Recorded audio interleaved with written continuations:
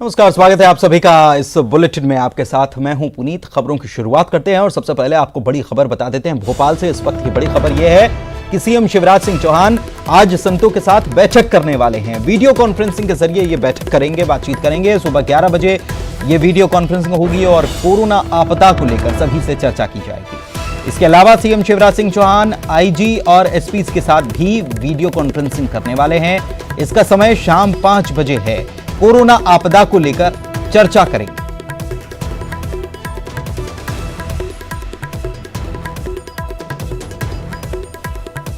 तो मुख्यमंत्री शिवराज सिंह चौहान आज संतों के साथ तो चर्चा करेंगे ही करेंगे, साथ ही वे आईजी और एसपी से भी बातचीत करने वाले हैं और ये वीडियो कॉन्फ्रेंसिंग के जरिए ये बैठक होगी, चर्चा होगी। और क्या कुछ होगा, किन मसलों पर बातचीत हो सकती है इस बैठक में, शरद हमारे सहयोगी भोपाल से जुड़े हुए हैं, जानकारी उन्हीं से लेते हैं। शरद, क्या खबर है? हाँ बिल्कुल, देखिए आपने सही कहा है। जो संत हैं दरअसल वो आचार्य शंकर सांस्कृतिक न्यास के जो न्यासी हैं, उनके साथ में सीएम शिवराज सिंह चौहान की ये बैठक होगी। ये बैठक वीडियो कॉन्फ्रेंसिंग के जरिए होगी और इस वीडियो कॉन्फ्रेंसिंग में मुख्यमंत्री उन तमाम पहलुओं पर संतों के साथ में चर्चा करेंगे जो कोरोना आपदा के बीच में सामाजिक स्तर पर लोगों को जागरूक करने या मानसिक तौर पर उनको कुछ शांति देने के लिए कारगर साबित हो सकते हैं। देखिए, मुख्यमंत्री लगातार इस तरीके के संवाद कर रहे हैं, फिर वो चाहे किसी भी वर्ग के हों, वो सामाजिक संगठन हो या वो अधिकारी हों या वो डॉक्टर्स हों, इंजीनियर्स हों, बिजनेसमैन हों और या फिर संत हों। तो इसी कड़ी में ये वीडियो कॉन्फ्रेंसिंग आज होने जा रही है। 1 घंटे का वक्त इसके लिए तय किया गया है। जो जानकारी है उसके मुताबिक 11 बजे से 12 बजे के बीच में ये वीडियो कॉन्फ्रेंसिंग होगी। इसके अलावा भी मुख्यमंत्री की जो मुख्यमंत्री सचिवालय के अधिकारी हैं उनके साथ में एक बैठक होनी है और कोरोना के संबंध में नियमित तौर पर जो समीक्षा बैठक है वो होनी है। इसके बाद शाम 5 बजे एक महत्वपूर्ण वीडियो कॉन्फ्रेंसिंग तमाम जो आईजी हैं और ज़िलों के एसपी हैं उनके साथ में होगी और इसमें सीएम शिवराज सिंह चौहान कोरोना को लेकर अब तक की जो स्थिति है कानूनी तौर पर उसकी समीक्षा करेंगे और आने वाले दिनों में क्या कुछ कदम उठाए जा सकते हैं, क्योंकि लॉकडाउन को लेकर कई तरीके के संशय भी लोगों के बीच में चल रहे हैं। मसलन कहीं ये बात भी सामने आती है कि क्या लॉकडाउन में ढील दे दी गई है तो फिर पुलिस को किस तरीके के कदम उठाने हैं, या नहीं दी गई है तो फिर किस तरीके के कदम उठाने हैं। जो हॉट स्पॉट्स एरिया हैं वहाँ की क्या रणनीति हो आने वाले दिनों में, क्योंकि 3 तारीख आ रही है और 3 तारीख तक का जो लॉकडाउन है उसकी म्याद रखी गई थी। तो कहा यह भी जा रहा है कि हो सकता है आने वाले दिनों में जो बड़े ऐसे सेंटर हैं जहां पर कोरोना का प्रकोप ज़्यादा है वहां पर लॉकडाउन को बढ़ाया भी जा सकता है। तो उस पूरे लॉकडाउन की या आने वाले दिनों की रूपरेखा क्या होगी, इस पर कहीं ना कहीं मुख्यमंत्री शिवराज सिंह चौहान आईजी और एसपी के साथ में कानूनी पहलुओं के स्तर पर चर्चा करेंगे। जी, बहुत बहुत शुक्रिया आपका इस जानकारी के लिए। तो कानूनी पहलुओं पर चर्चा करने वाले हैं, इसके अलावा संतों से भी बात करने वाले हैं। इधर छत्तीसगढ़ से खबर आपको बता दें कि कोटा से बच्चों को लेकर बस यहां पर पहुंच चुकी है। ये सभी बच्चे कोटा में रहकर तैयारी कर रहे थे, पढ़ाई कर रहे थे। अलग अलग ज़िलों के लिए ये बसें रवाना हुई थी और आपको ये खबर बता रहे हैं कि कोटा में जो बच्चे थे उनको लेकर ये कवर्धा बस पहुंच चुकी है। इसके अलावा रायपुर महासमुंद के बच्चों को क्वारंटीन भी किया जाना है। हॉस्टल में इसके लिए व्यवस्था कर दी गई है कि 14 दिन तक ये बच्चे यहीं पर रहेंगे। क्वारंटीन सेंटर बनाए गए हैं यहाँ पर और इनके लिए व्यवस्था भी कर दी गई है। कुल 97 बसें इसके लिए लगाई गई थी, भेजी गई थी प्रदेश से।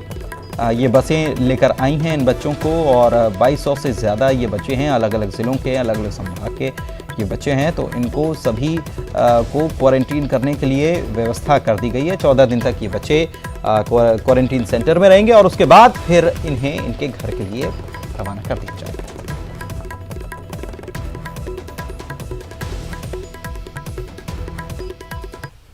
और वहीं सीएम भूपेश बघेल ने कहा है कि दूसरे राज्यों में फंसे छात्रों को लाने की कोशिश हो रही है। सीएम ने कहा है कि दूसरे राज्यों में फंसे मजदूरों को भी वापस लाया जाएगा, सरकार इसके लिए भी तैयारी कर रही है। देख, कोटा के बच्चों को हम ला रहे हैं और उसी समय हमने गृह मंत्रालय को पत्र लिखा था न केवल विद्यार्थियों को बल्कि हमारे जो मज़दूर हैं जो अन्य राज्यों में रुके हुए हैं उनको भी लाने का हमको अनुमति दी जाए, और उस बात पे हम कायम हैं। और अभी जिस प्रकार से कोटा के बच्चे आ रहे हैं उसी प्रकार से जो अन्य प्रदेश के अन्य शहरों में जो बच्चे वहाँ रुके हुए हैं और आना चाहते हैं उनको उनकी भी लिस्टिंग हम शुरू कर दिए हैं। सारे कलेक्टर्स को, अधिकारियों को निर्देश हमने कर दिया है कि वो सूचीबद्ध कर ले और उसके बाद फिर लाने की व्यवस्था हम करेंगे। और न केवल छात्र छात्राओं को बल्कि जो मज़दूर फंसे हुए हैं उनके भी नाम सूचीबद्ध कर रहे हैं, किस प्रदेश के किस किस ज़िले में कितने कितने मज़दूर फंसे हुए हैं और वो आना चाहते हैं, तो उसके भी सूचीबद्ध करेंगे और सूचीबद्ध करके उनको लाने की व्यवस्था। और इधर मध्य प्रदेश में 2300 के पार कोरोना पॉजिटिव मरीज हो चुके हैं। अब तक अगर प्रदेश की बात की जाए तो प्रदेश में 115 लोगों की जान जा चुकी है। कोरोना की वजह से प्रदेश में 363 लोग रिकवर हो चुके हैं कोरोना से। इनको इनके घर भेज दिया गया, ठीक हो चुके हैं। इंदौर की बात कर लें तो इंदौर में आंकड़ा 1300 के पार हो गया है और करीब 1400 के आसपास ही पहुंच गया है। 1372 यह आंकड़ा हो गया है। पॉजिटिव मरीज 1372 इंदौर में हो चुके हैं और अब तक इंदौर में अकेले अगर बात की जाए 63 लोगों की यहां पर मौत हुई है।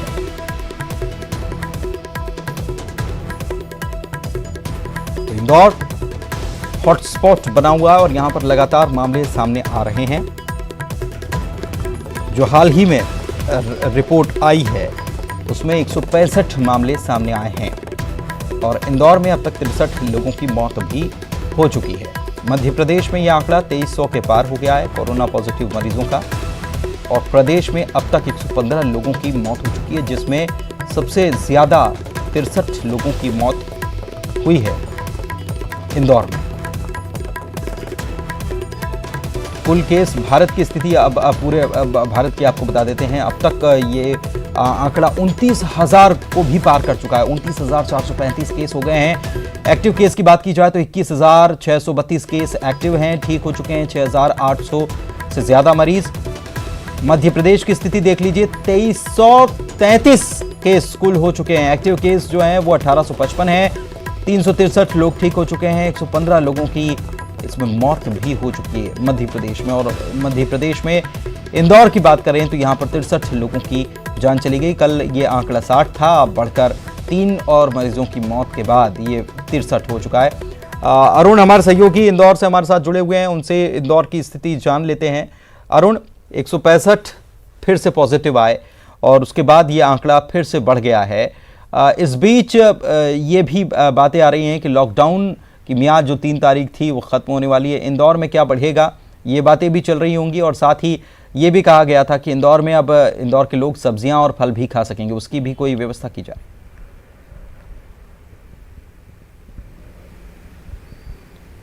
बिल्कुल, देखिए लॉकडाउन की जहां तक बात है, लॉकडाउन तो बढ़ना तय है क्योंकि इंदौर में जिस तरह से लगातार मामले सामने आ रहे हैं और जो देर रात मेडिकल बुलेटिन जारी हुआ है उसमें 165 नए कोरोना पॉजिटिव मरीज सामने आए हैं और 3 की मौत हो चुकी है।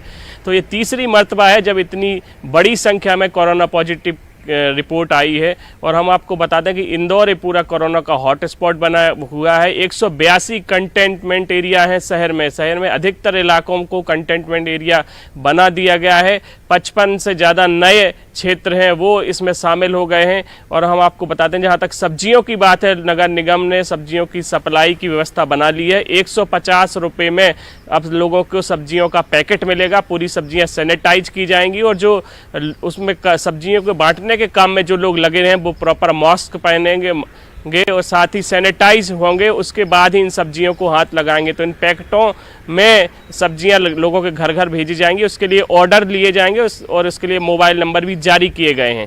ये 150 रुपये का एक पैकेट होगा जिसकी दर उन्होंने तय कर दी है, जिसमें कुछ हरी सब्जियां होंगी और कुछ टमाटर और दूसरी सब्जियां भी होंगी। तो इस तरह की व्यवस्था भी इंदौर में बनाई गई है। इसके पहले राशन की भी इसी तरह की व्यवस्था थी कि घर घर पहुँचाया जा रहा था। दूसरी ओर अभी सब्जियाँ भी घर घर पहुँचाई जाएंगी। तीसरी बात अगर बात की जाए तो MRTB अस्पताल जो यहाँ पर है उसको भी प्लाज्मा थेरेपी से इलाज करने की अनुमति मिल गई है। तो इसी सप्ताह उसमें भी प्लाज्मा थेरेपी से इलाज शुरू हो जाएगा। आपको रोकना चाहेंगे, जानकारी आगे भी आपसे लेंगे। इस वक्त CMHO प्रवीण जड़िया हमारे साथ जुड़े हुए हैं फोन लाइन पर, उनसे बात करते हैं। डॉक्टर प्रवीण, ये एक बार फिर से इंदौर से जो आंकड़ा आया है वो थोड़ा चिंता को बढ़ाने वाला, 165 रिपोर्ट पॉजिटिव आई। जी देखिए, ये कुछ दिनों के पेंडिंग जो हमारे पास सैंपल्स थे जो कि अहमदाबाद भी भेजे गए थे और पौंडीचेरी भी भेजे गए थे, कल ये कुल 820 सैंपल की रिपोर्ट है। तो निश्चित तौर पे कुछ 15-20% पॉजिटिविटी के चांस रहते हैं। तो वो अभी ये फिगर आया है। और अभी एक बात और बता दूं मैं कि ये लॉट अभी पूरा नहीं हुआ है और एक लॉट इनका भी और बाकी है। तो हो सकता है आगामी दिनों में 1-2 दिन में कुछ और ऐसी बड़ा फिगर दिखे। इसके बाद फिर स्थिति नियंत्रित रहेगी, क्योंकि 820 में से 655 निगेटिव भी हैं। इसको भी ध्यान दिया जाना चाहिए। लेकिन आप ये बता रहे हैं, इसके अलावा ये तो सैंपल्स जिनको भेजा गया है, जिनकी रिपोर्ट आनी है, उनकी बात है। इस बीच सैंपल्स कलेक्ट करने का भी काम अभी और जारी है। निश्चित तौर पे कलेक्शन का कार्य रोज जारी है, क्योंकि हमारा सर्वेक्षण और स्क्रीनिंग का काम और कॉन्टैक्ट सर्विंग का काम ये लगातार जारी है। तो क्षेत्र में जो भी हमें संदिग्ध मरीज मिलते हैं, जिन्हें जरा भी लक्षण होते हैं, उनका हम सैंपल कर रहे हैं। क्या अभी जितनी भी रिपोर्ट्स आई है, क्या ये सभी लोग क्वारंटीन ही थे या फिर ऐसे भी लोग हैं जिनके नए केसेस सामने आ रहे हैं? ये अधिकांश इसमें से हॉस्पिटल में या तो सस्पेक्ट के रूप में भर्ती थे या फिर क्वारंटाइन हाउस में थे। नए केसेस बहुत ही इक्का दुक्का आ रहे हैं। नया क्षेत्र हमारे जो क्वारंटाइन में जुड़ रहे हैं वो बहुत कम है। डॉक्टर प्रवीण, एक बात और आपसे जानना चाहेंगे कि जिस इलाके को सील किया गया है, जहां पर कोरोना पॉजिटिव मरीज आए हैं, वहां पर क्या आसपास के लोगों की सैंपलिंग की जा रही है या फिर केवल स्क्रीनिंग की जा रही है? जी नहीं, सैंपलिंग भी की जा रही है। सैंपलिंग के जो नॉर्म होते हैं 5 तरह के ICMR के, उनके तहत आने वाले प्रत्येक व्यक्ति की हम लोग सैंपलिंग कर रहे हैं। बहुत बहुत शुक्रिया इस जानकारी के लिए। और अरुण, आपका भी बहुत बहुत शुक्रिया इस तमाम जानकारी के लिए। आगे बढ़ते हैं। भोपाल से खबर बता दें अपने दर्शकों को। पूर्व CM कमलनाथ ने शिवराज सिंह चौहान को खत लिख दिया है कि लॉकडाउन में बुनकरों की समस्या जो है, इसको लेकर यह खत लिखा गया है। बुनकरों के लिए सरकार कोई राहत पैकेज दे, इसकी मांग उन्होंने इस पत्र के माध्यम से उठाई है। बुनकरों को कच्चा माल उपलब्ध करा दिया जाए ताकि बुनकर घर पर बैठकर काम कर सकें। बुनकरों के सामान की सरकार खरीदी करे, इस पत्र में इस बात का जिक्र किया गया है। तो पूर्व मुख्यमंत्री कमलनाथ ने ये पत्र शिवराज सिंह चौहान को, मुख्यमंत्री को लिखा है और बुनकरों की समस्या से उन्हें अवगत कराया है और बुनकरों को कच्चा माल उपलब्ध कराया जाए और बुनकरों के सामान की सरकार खरीदी करे, ये बात उन्होंने इस पत्र में लिखी है।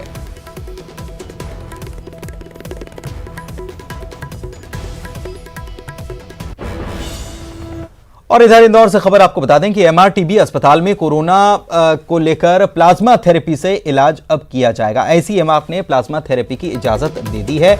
इसी हफ्ते से प्लाज्मा थेरेपी का ट्रायल भी शुरू हो जाएगा। अरविंदो अस्पताल में पहले ही ये प्लाज्मा थेरेपी शुरू हो चुकी है और एक और अस्पताल MRTB अस्पताल जो है, यहाँ पर भी कोरोना का प्लाज्मा थेरेपी से इलाज शुरू हो सकेगा।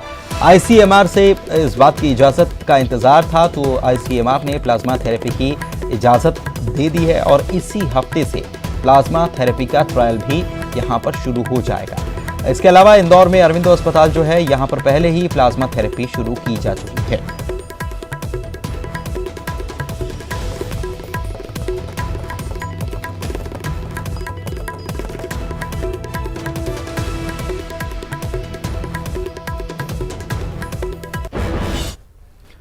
के बाद आपका स्वागत है और चलिए एक बड़ी खबर आपको दे देते हैं। कोरोना पर ब्रिक्स देशों के विदेश मंत्रियों की बैठक आज होने वाली है। शाम 4 बजे ये वक्त तय किया गया। इस बैठक का वीडियो कॉन्फ्रेंसिंग के जरिए बैठक होनी है और इस बैठक में विदेश मंत्री एस जयशंकर शामिल होने वाले हैं। कोरोना से निपटने को लेकर सभी देश मिलकर चर्चा करेंगे। तो ब्रिक्स देशों के विदेश मंत्रियों की ये बैठक है। सभी ब्रिक्स देशों के विदेश मंत्री इस बैठक में शामिल होंगे और 4 बजे इसका समय तय किया गया है वीडियो कॉन्फ्रेंसिंग का। बैठक में विदेश मंत्री एस जयशंकर शामिल होंगे और कोरोना से निपटने पर इस बैठक में चर्चा की जानी है।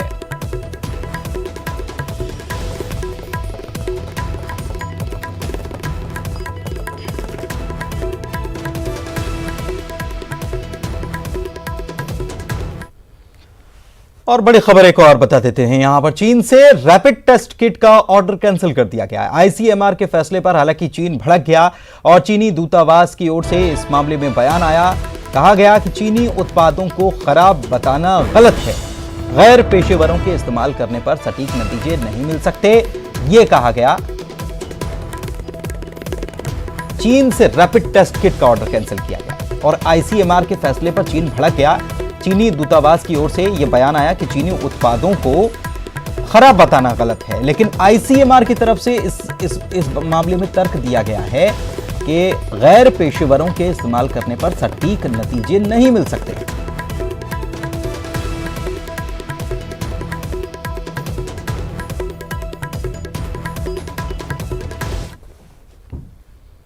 इधर बुरहानपुर में दाऊदपुरा में रहने वाले बुजुर्ग की रिपोर्ट पॉजिटिव आई है। इसके बाद प्रशासन ने पीड़ित के घर के आसपास के इलाके को पूरी तरह से सील कर दिया है। साथ ही स्वास्थ्य विभाग का कहना है कि बुजुर्ग के संपर्क में आने वालों की पहचान की जा रही है। बुजुर्ग हैं ये, इनको कोरोना पॉजिटिव निकला है। सर अभी तक बुरहानपुर में कितने मरीज? अभी तक बुरहानपुर में 2 मरीज हो गए इसके से। क्वारंटाइन किया जाएगा या जांच? इनका पूरा क्वारंटाइन तो रखेंगे, पूरा मोहल्ला जहाँ भी निवास करते हैं उसको भी पूरा वो करना पड़ेगा क्वारंटाइन, और सारे बैरिकेड्स वगैरह लगा के बंद करना पड़ेगा। ताकि ये भी लेना पड़ेगा, बाकी है भी ट्रेवल हिस्ट्री शायद नहीं बता रहे। क्वारंटाइन है या ऐसे तो क्वारंटाइन। रायसेन में कोरोना पॉजिटिव मरीजों की संख्या बढ़कर 34 हो गई है। यहां पर इंदौर से आई एक छात्रा की रिपोर्ट पॉजिटिव आई है। ये युवती इंदौर में लॉ की पढ़ाई कर रही थी। लॉकडाउन के उल्लंघन को लेकर पुलिस ने इस मामले में 4 लोगों के खिलाफ केस दर्ज किया है। दरअसल युवती मोटरसाइकिल पर अपने दोस्त और भाई के साथ मंडीदीप पहुंची थी। इस दौरान उसकी तबीयत खराब हुई और उसे हमीदिया में भर्ती कराया गया।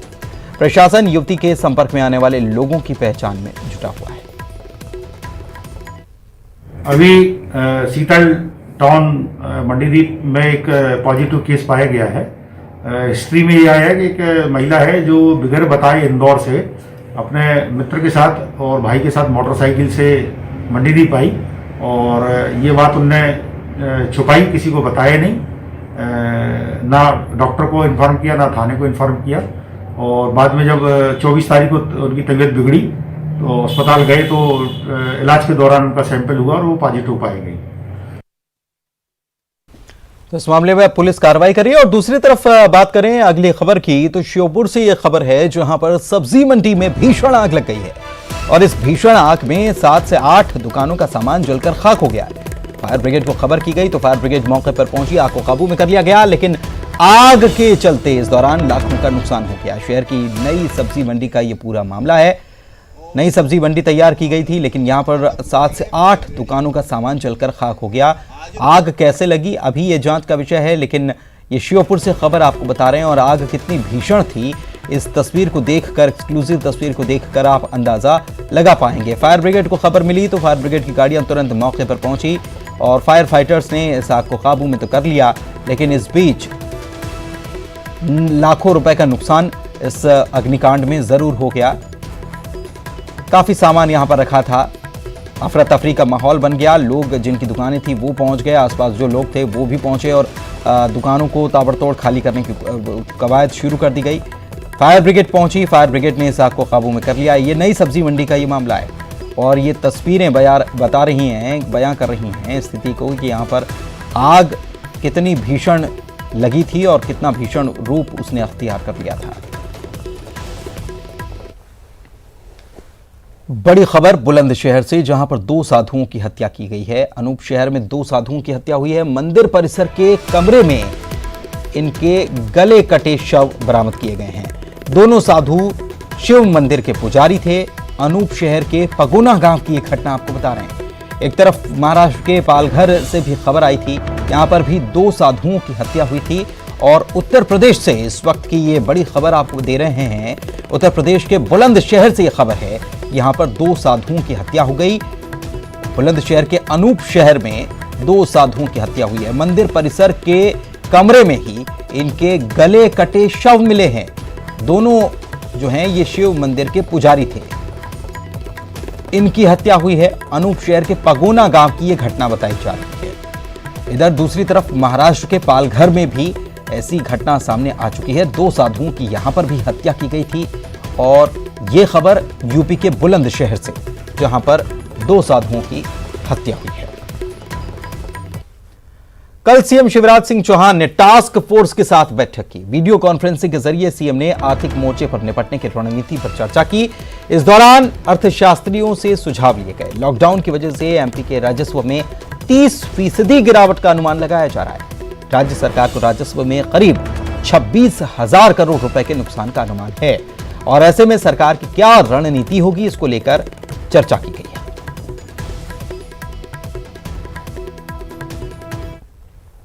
उधर सीएम ने जीवन अमृत योजना की शुरुआत की। इस योजना के तहत आयुष दवाओं का वितरण किया जाएगा। दवा और काढ़ी के जरिए कोरोना से लड़ने की कोशिश की जाएगी।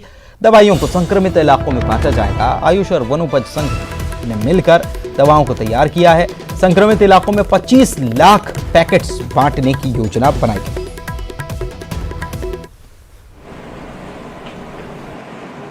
ये काढ़ा पीने से हमारे शरीर की रोग प्रतिरोधक क्षमता बढ़ेगी और इसलिए कोरोना को कंट्रोल करने के लिए, समाप्त करने के लिए हमने ये योजना बनाई है कि घर घर ये काढ़े के पैकेट पहुंचाए जाए। ये काढ़ा और कहीं नहीं, मध्य प्रदेश लघु वनोपज संघ बनाएगा। पीपल सॉल्ट और काली मिर्च को समान अनुपात में कूटकर बनाया जा सकता है। ये रोग प्रतिरोधक क्षमता तो बढ़ाएगी, कोरोना के साथ साथ सर्दी जुकाम खांसी में भी लाभप्रद होगा और इसका कोई भी दुष्प्रभाव नहीं है, साइड इफेक्ट नहीं है, इसलिए हम सबके लिए बहुत उपयोगी है। और इसी के साथ इस बुलेटिन में फिलहाल इतना।